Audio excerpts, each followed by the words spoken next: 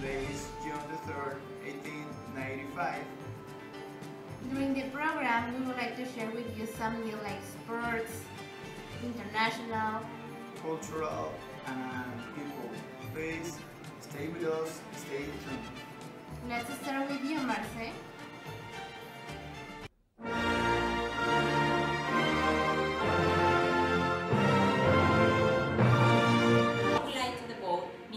And our classmates, and also to the future students of this subject.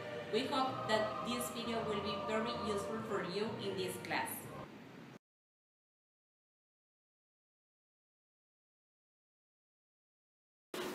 Well, now Daniela is going to explain us more information about our Victorian era. Let's go with you, Dani. Hey, Claire.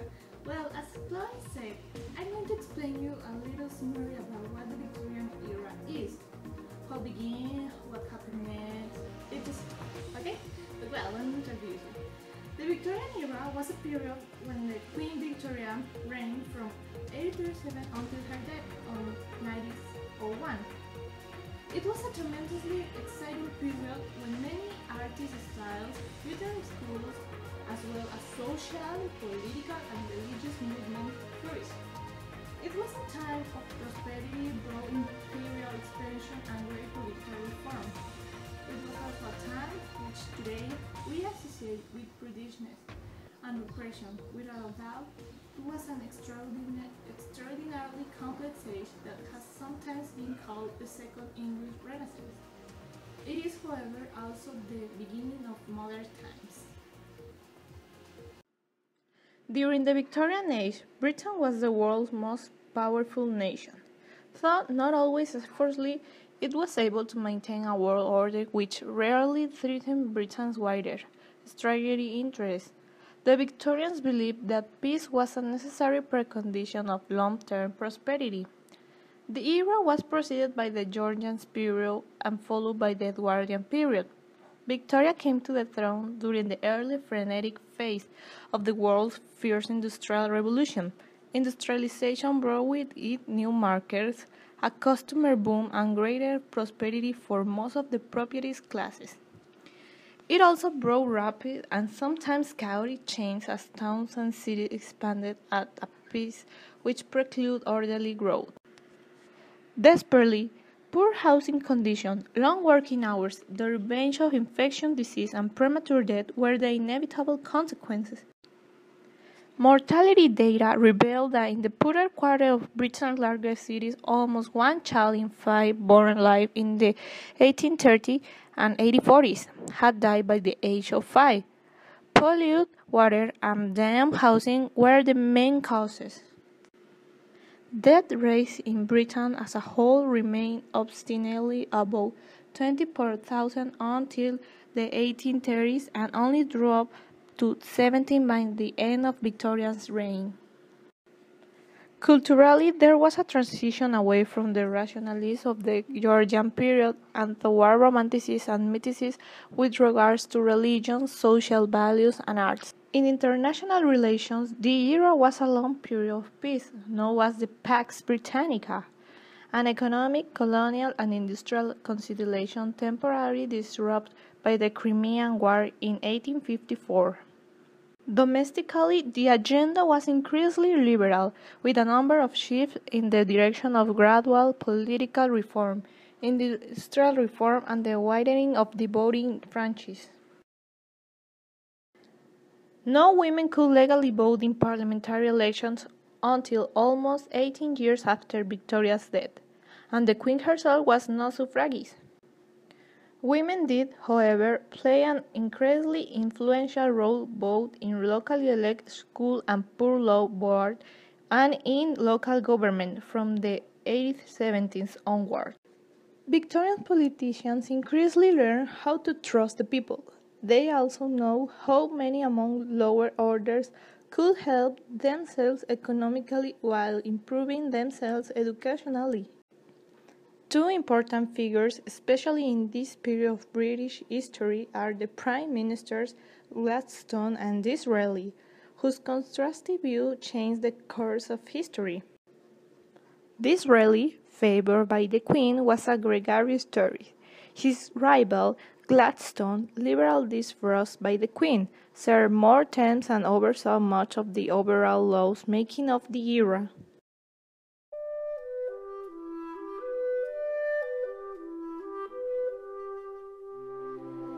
Culture. The Victorian Age began as an age of realism in literature and art, and of nationalism and romanticism in music and culture.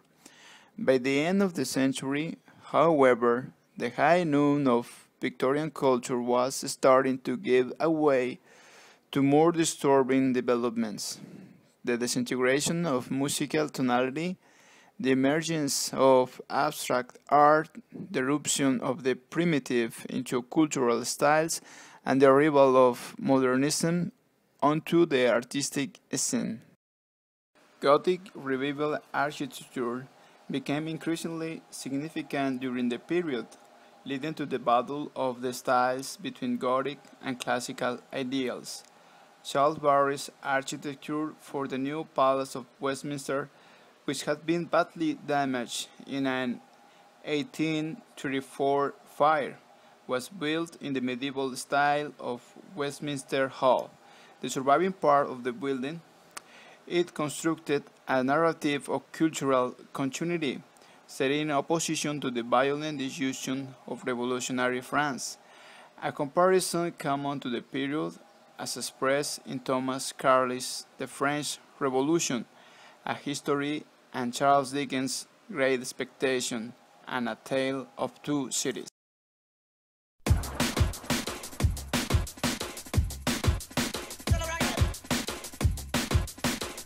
The Victorians had faith in progress. One element of this faith was the conviction that crime could be beaten. From the middle of the 19th century, the annual publication of judicial statistics for England and Wales seems to underpin their faith. Almost all forms of crime appear to be failing. There are, of course, serious problems with official statistics of crime. How far might they be massaged by the police forces that collect them? We know, for example, that it was practiced in the Metropolitan Police until the 1930s to list many reported deaths as lost property. How can we account for the dark figure of crime that is never reported? Many in the poorer section of the Victorian community who had little faith in or respect for the police probably did not bother to report offenses. Nevertheless, unreliable as they may be, the statistics provide historians with a starting point for the pattern of crime in the same way that they provide a recognizing the problems with the statistics. The overall decline in death and violence seems to fit with other social data from the 19th century. Assuming that theft can be generated by economic hardships, the economic downswings of the second half of the 19th century were generally not as serious, widespread of life-threatening as those of preceding centuries. Violent behavior was increasingly frowned upon, dealt with increasing severance by the courts, and seems, in consequence, to have been brought under a great degree of control. The new police forces uniformly established across the whole country in the mid-1860s and subject to annual inspections on behalf of Parliament, appear to have had some success in suppressing those forms of public behavior that respectable Victorians considered rude and offensive. In so doing, they may will also have had an impact on period. Opportunistic theft on the streets remain point for the Victorians' own assessments of crime. The sensational crimes, the discovery of one of the victims of the Whitechapel murders, while the general pattern of crime was on of decline, there were occasional panics and scares generated by particularly appalling offenses. In the 1850s and early 1860s, there were panic about street robbery, known then as garroting. A virulent press campaign against garroters in 1862 developed following the robbery of an MP on his way home from a late-night sitting of Parliament, and while the number of garrote robberies was tiny, the press created sensation out of minor incidents. Parliament responded with furious legislation providing for offense to be flow as well as improvised. The violence, especially violence with a sexual friction, sold newspapers. The murders of George the Ripper in the autumn of 1888 were confined to a small area of London's East End, but similarly provoked a nationwide panic whipped up by press sensationalism.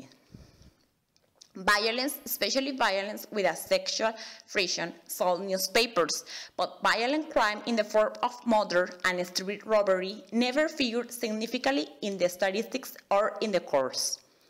Most offenders were young males, but most offenses were petty thefts. The most common offenses committed by women were linked to prostitution and were essentially victimless. Crimes soliciting, drunkenness, drunk and disorderly, vagrancy. Domestic violence rarely became before the courts. It tended to be committed in the private sphere of the home. Among some working-class community, it continued to have a degree of tolerance, while amongst other classes, the publishings of such behavior, even perhaps especially in the courts, would have been regarded as bringing a family's reputation into disrepute.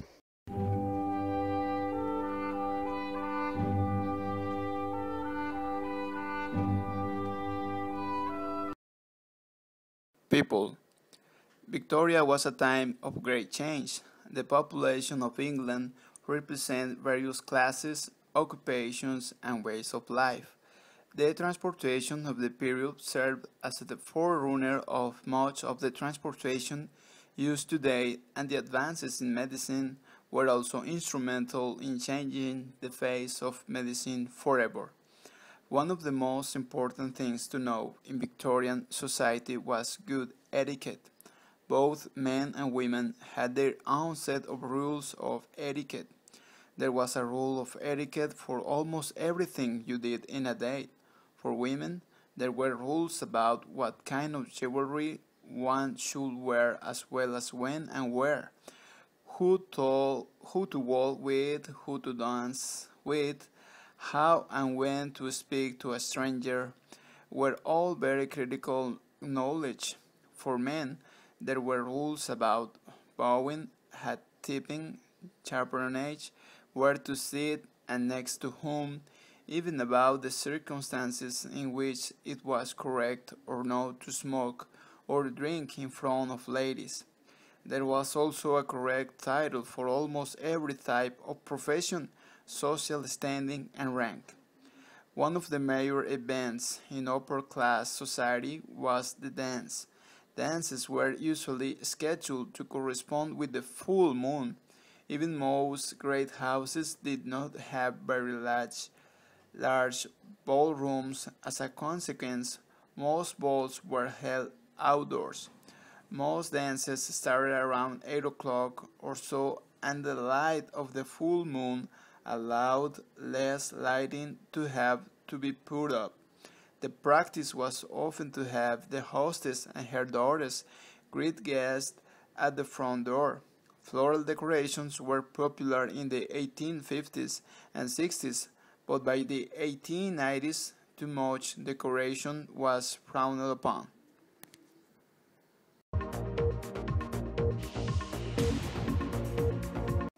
An important development during these days is the improvement of communication links, which is very useful. To begin with, we have trains and we can move one place to another very easy because it takes less time and is more comfortable. Marconi, an Italian engineer, is trying to finish with long-distance radio transmission and telegraph system.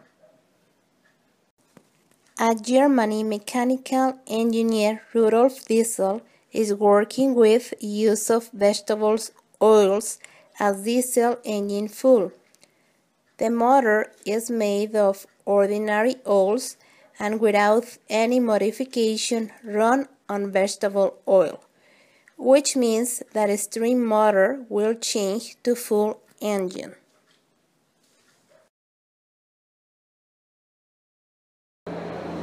At France, Gustave Eiffel designed Eiffel Tower. He is working with senior engineers, and with a great team, they already built the legs with scaffolding. Also, first level and second stage are completed. Finally, at next month, they will finish with this project.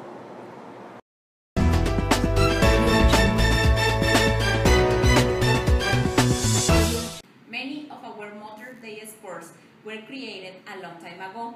Bicycling, croquet, lawn tennis, roller skating, horseback riding, and water activities are examples of some of the popular sports in the Victorian era. The Victorian era was the era that many sports were introduced into the world. Some of those sports are the bicycles. The bicycle was invented in the 1880. The original bike had a large wheel in front and a smaller wheel in back. After a few years of debating, they decided that women should ride tricycles instead of the regular two-wheel bike. They made this change because riding the other kind of bike was very difficult to ride with a long skirt. Women started to wear short skirts, but people said that it was threatening to women's morals and their reputation. So, in 1889, they invented a bicycle that had two wheels of equal size so that it was suitable for everybody. The other sport is croquet, that it was introduced in England in 1856 and was brought to America in the 60s. It was considered suitable for all people, but particularly for women, because it required considerable skills but not too much strength. Though croquet was never a popular game for men, it had both social and economic advantages. For example, men and women could play together, and it did not require any special clothing, nor did it require a lot of equipment.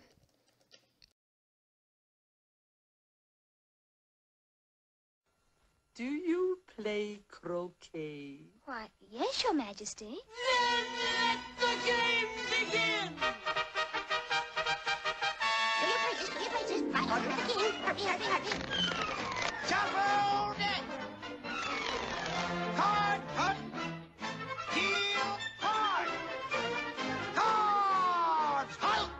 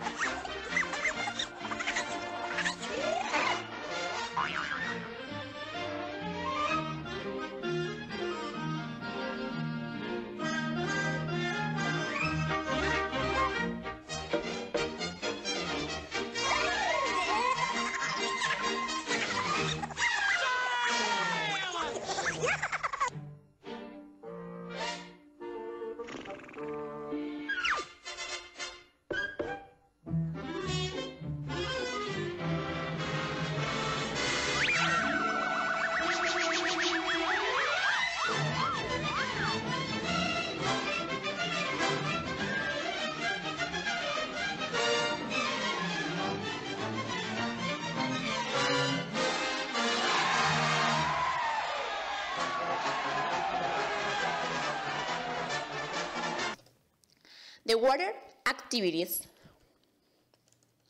it was rowing and canoeing were popular in those areas.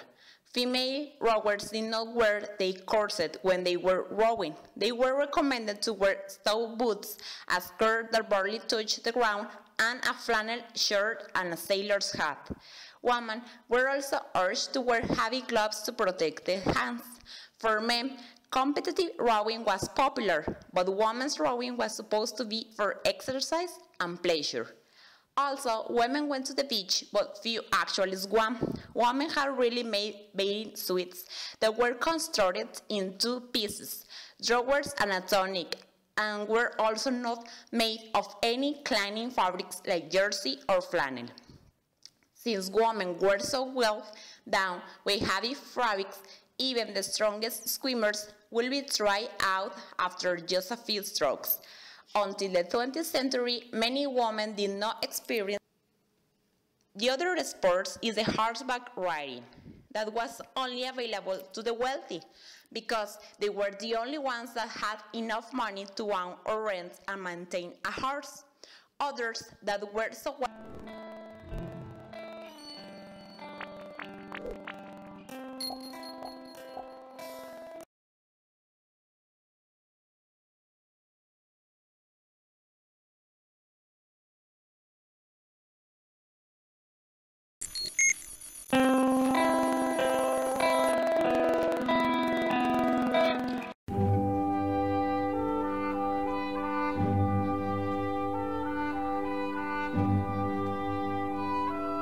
Now I have to tell you some classified ads. We're looking for healthy people for the factories in England. If you're interested, please call us.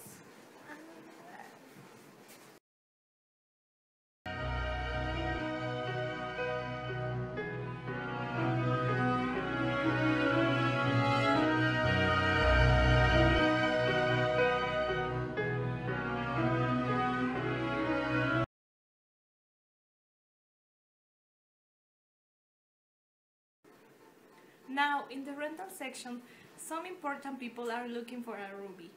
If you're interested, please let us know or call them to know that you're interested.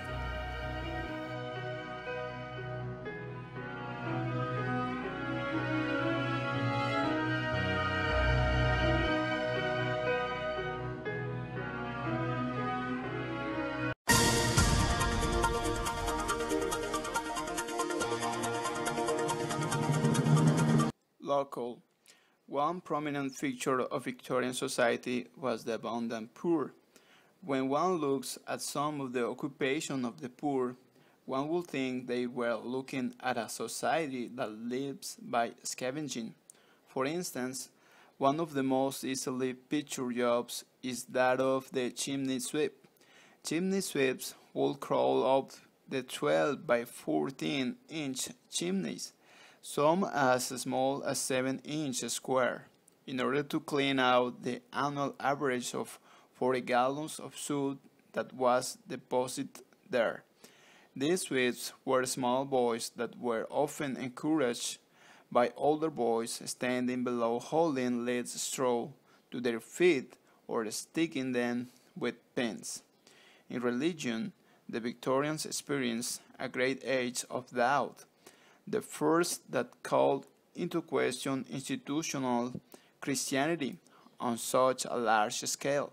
In literature and the other arts, the Victorians attempt to combine romantic emphasis upon self, emotion, and imagination with neoclassical ones upon the public role of art and a corollary responsibility of the artist. In ideology, politics, and society, the Victorians create astonishing innovation and change. Democracy, feminism, unionization of workers, socialism, Marxism, and other modern movements took form. In fact, this age of Darwin, Marx, and Freud appears to be not only the first that experience modern problems, but also the first that attempt modern solutions. Victorian, in other words, can be taken to mean parent of the modern, and like most powerful parents, it provoked a powerful reaction against itself. The Victorian age was not one, not single, simple or unified only in part because Victoria's reign lasted so long that it comprised several periods. Above all, it was an age of paradox and power. Now, let's go with you, Chloe, with the comic strip.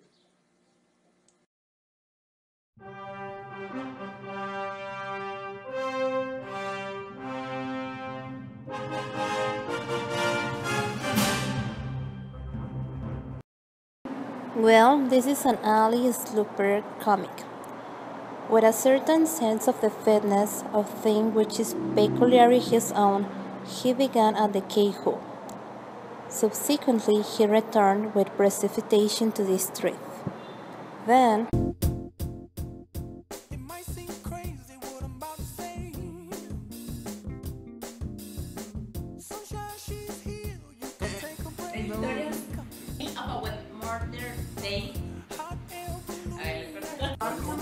Victorian networks. This is Chloe. Today is March 18. Today is 18. The game is March 18. 18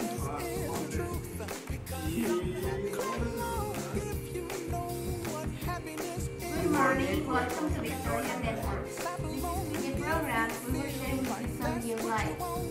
Some you like sports, international, cultural, people, and more aspects related to the Victorian age.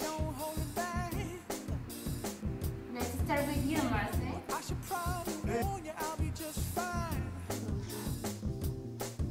¿Ya? ¿Y si escribo de verdad?